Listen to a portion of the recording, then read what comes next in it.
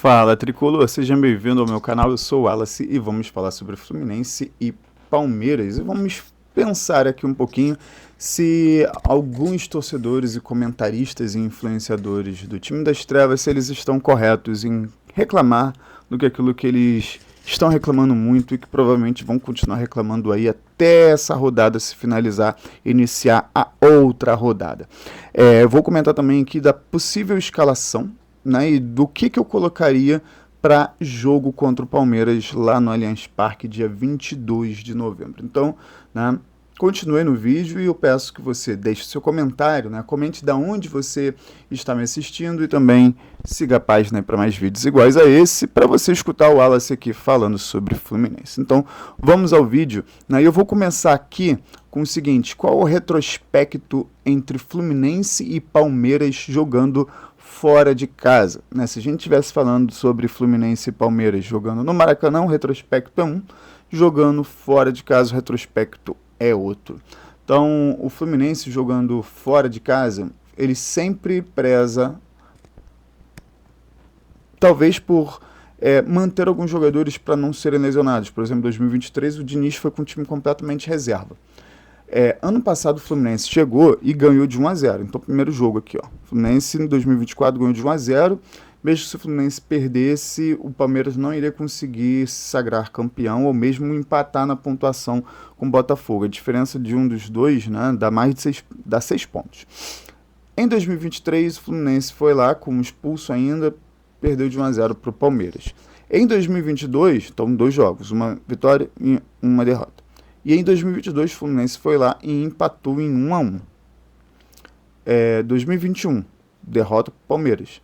2020, derrota para o Palmeiras. 2019, derrota. 2018, derrota. 2017, derrota. 2016, derrota. Ou seja, se você contar aí, ó, 1, 2, 3, 4, 5, 6, 7, 8, 9 dos últimos 9 jogos do Fluminense jogando no Allianz Parque, o Fluminense teve 7 derrotas, 1 empate e 1 vitória. Ou seja, a regra é muito, mas muito pró do Fluminense voltar de lá com um saldo negativo na bagagem, né? E eu vou te falar, não sabendo que a estatística é essa, provavelmente o Palmeiras vai jogar ali sabendo que, primeiro, eu vou enfrentar um time que tende a ir mais devagar por conta do adversário deles, né?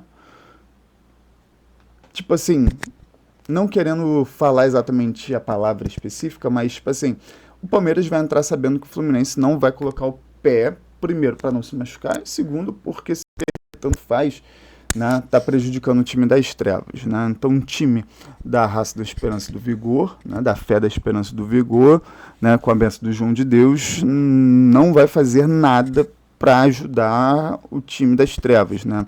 Na casa do Senhor não existe... como é que é? Na casa do Senhor não existe Satanás, show Satanás, show Satanás. É isso. E outra coisa, cara, poderia ter um acordo ali entre os jogadores, o técnico falar com os jogadores, ó, fala com eles para o goleiro deles, né, não defender muita coisa, que a gente vai pegando gol aqui pra gente, e eles depois fazem um gol lá de virada, alguma coisa assim, os jogadores falam entre si, algumas paradinhas assim, aí tipo, o Soteldo faz 3 gols, e eles ganham da gente de 4-3. Acabou, né, o Soteldo, caraca, o Soteldo enfim fez gol pro Fluminense, fez um hat-trick, jogou pra caramba, não sei o que lá, acabou o jogo, aí o Soteldo é vendido. Acabou, já tô feliz, né, já tô feliz. Então eu faria esse tipo de acordo. E quem eu acho que o Fluminense vai levar a campo para enfrentar, né? Primeiramente, o Fluminense vai desfalcado por lesão de Acosta, Thiago Silva para não jogar no sintético e o René que está suspenso. Então vamos de Fábio, né? Acredito não, né, na verdade. Eu não levaria o Fábio, deixa ele em casa, o Fábio está jogando todo o jogo. Coloca o Vitor Eudes, né? Ignacio no lugar de Thiago Silva e Freitas. Eu acho que é essa zaga. Eu não levaria o Samuel Xavier para jogar, mas também não colocaria o Guga, né? Gabriel Fuentes é o jogador, né? Bernal eu colocaria ou no lugar do Martinelli ou no lugar do Hércules, então acho que o Bernal jogando com o Hércules foi melhor do que o Bernal jogando com o Martinelli, né? E o Lúcio Acosta, por conta de lesão, entra aí no lugar do Lima. Canóbio e Serna, eu acho que eles dois vão jogar, assim como eu acho que o Martinelli e o Samuel Xavier também vão jogar. Mas eu também não colocaria o Serna e o Canóbio, já que eles estão jogando direto desde a última data FIFA, direto sem parar, né? E John Kennedy, que é o titular, não sei nem por que ele não jogou os últimos 2 jogos, né? Não sei por quê. Everaldo não dá, cara. Everaldo não dá. Mas eu acho que seria, né, com os comentários, não apenas isso que está aqui, vocês estão vendo, né? Eu acho que essa poderia ser uma mistura boa de jogadores ali para você poupar alguns jogadores. Nessa mancha, por exemplo, que já tem uma idade mais avançada, Martinelli, que é um jogador que mais jogou durante o ano pelo Fluminense, né? O Canóbio, que, pô, o que o maluco correu essa partida agora contra o Flamengo, dá um descanso para ele. E, né, vamos tentar ali dar um pouco de minutagem pro Keno, porque, tipo assim, o Keno ele pode ser muito importante dependendo do jogo, e dependendo do jogo ele vai ser um completo zero à esquerda. Então o Keno, ele estando mais, como é que eu posso dizer, com mais minutagem, o Keno parece que ele demora a entrar na partida. Então às vezes ele entrando desde o início, jogando a partida toda, pode ser que numa próxima partida.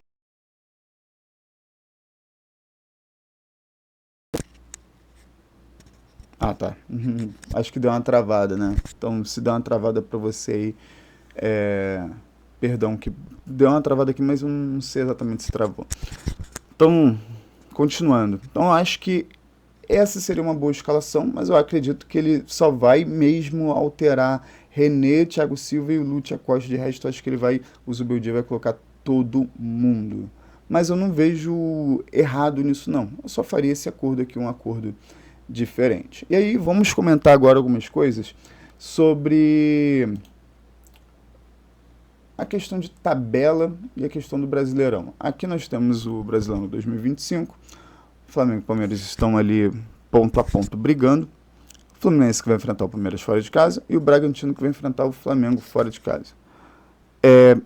O Bragantino provavelmente não vai entrar para jogar, né, igual, por exemplo, jogou contra o Fluminense.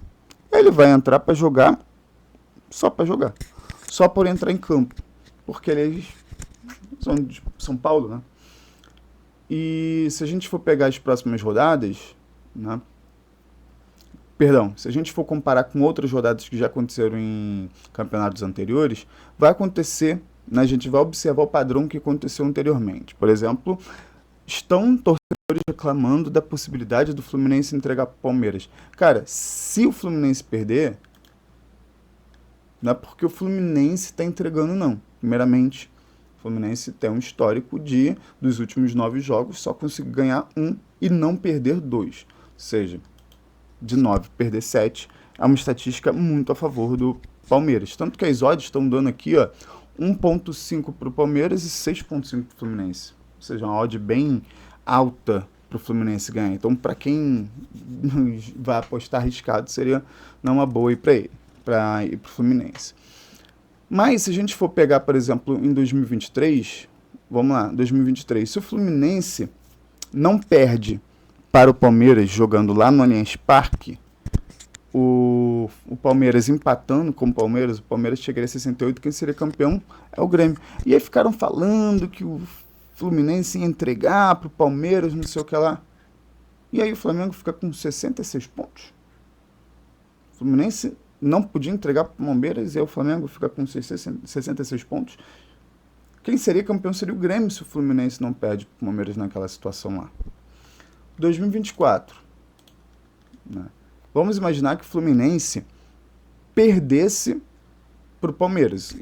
Era imprescindível para o Fluminense ganhar o jogo contra o Palmeiras justamente para não ficar rebaixado. Mas se o Fluminense perde, ainda assim o Fluminense não seria rebaixado, porque se o Fluminense perde, teria 43 pontos, e 43 pontos ele ficaria à frente do Atlético, que caiu com 42. E lá em cima, o Palmeiras chegaria a 76, né? E o Botafogo, 79, não seria ainda assim, como é que posso dizer? Não seria ameaçado pelo Palmeiras, porque ainda faltaria 3 pontos, né? Só que o Palmeiras teria uma vitória a mais, 23. E aí, se conseguisse por acaso empatar ali na pontuação, empataria também na vitória, né? E depois era para saldos e o Botafogo teria mais saldo. E aí vamos pensar o seguinte, o São Paulo, né? O São Paulo perdeu o Botafogo. Nossa, que errado o São Paulo jogando fora de casa, perder pro Botafogo. Oxi, Botafogo que foi campeão, ganhando fora de casa, ganhando dentro de casa, e a culpa é do São Paulo. Assim como o Palmeiras, assim como o Flamengo, ganhando vários jogos em casa e fora de casa.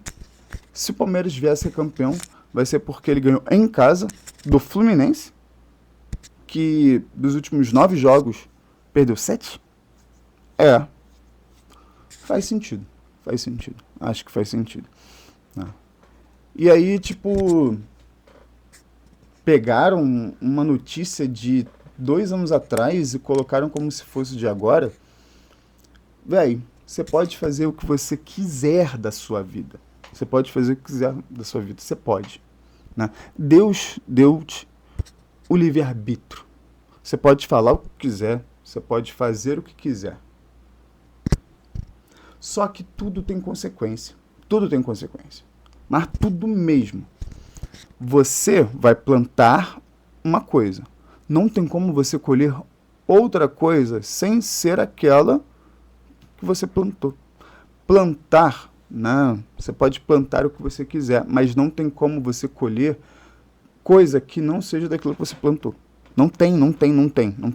Então você falar um monte de merda, você pegar a história do ano passado e colocar como se fosse hoje e chamar o outro time de vagabundo, etc e tal, cara, você pode fazer isso. Mas vou te falar uma coisa, o meu Deus, ele não dorme. Então, quando você faz uma coisa dessa, chega uma hora que as coisas começam a dar errado. Né? Porque não é o Deus. Né? Deus não é o Deus da mentira. Deus é justiça, é amor e é fogo consumidor. Então, o time das trevas, mais uma vez, mostrou porque é chamado de time das trevas e alguns dos seus torcedores, né, falaram por si só em nome do time das trevas. Né? Eles não tacaram fogo, não vou nem dizer que é de propósito, porque seria um crime falar que eles fizeram isso, mas quando você vê e escuta algumas paradas, tu fica assim, cara, tu fica com uma dúvida, tu fica com uma pulga atrás da orelha, porque estranho, né? Mas o time das trevas não é o time das trevas à toa.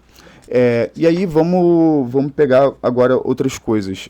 Por exemplo, o pênalti no Thiago Silva. Tem um outro vídeo meu falando que foi imprudência do Bruno Henrique. Cara, vendo devagarzinho, o Thiago Silva, ele para o movimento do pé, e aí ele pode até encostar, mas, cara, encostar não significa falta qualquer coisa. Né? Você precisa ele ter uma força, porque se você encostar no outro jogador, encostou, é falta, não existiria futebol, porque futebol é um jogo de contato. O Thiago Silva, ele para o movimento, ele tá fazendo o movimento de chutar, e ele segura o pé, justamente porque o maluco é safo, e o Bruno Henrique tentou se aproveitar do chute e se jogou. Cara, ele sentiu o toque, se jogou. O maluco ainda precisava tomar um cartão amarelo por simulação. Inclusive tem um áudio falando... primeiramente ele fala assim, pô, simulou, não, simulação não, exagero, porque seria um cartão amarelo. Por sorte, Bruno Henrique ali não teria um outro cartão amarelo para ser expulso por uma simulação, cara, porque se ele toma amarelo e já tinha amarelo e é expulso, isso ia ficar pior ainda, velho, ia ficar pior ainda pro juiz. E aí o segundo, de novo, continuo falando, eu não vi imagens que validem ou invalidem, não vou nem dizer que foi pênalti ou não foi com certeza pênalti. Mas no caso de não ter sido pênalti durante a partida e não ter imagem concreta para você validar ali o pênalti, deveria valer a decisão de campo. Então é isso, galera. Espero que tenham gostado do vídeo. né? Beijo grande para vocês, deixe seu comentário e siga a página aí para mais vídeos iguais a esse. Valeu!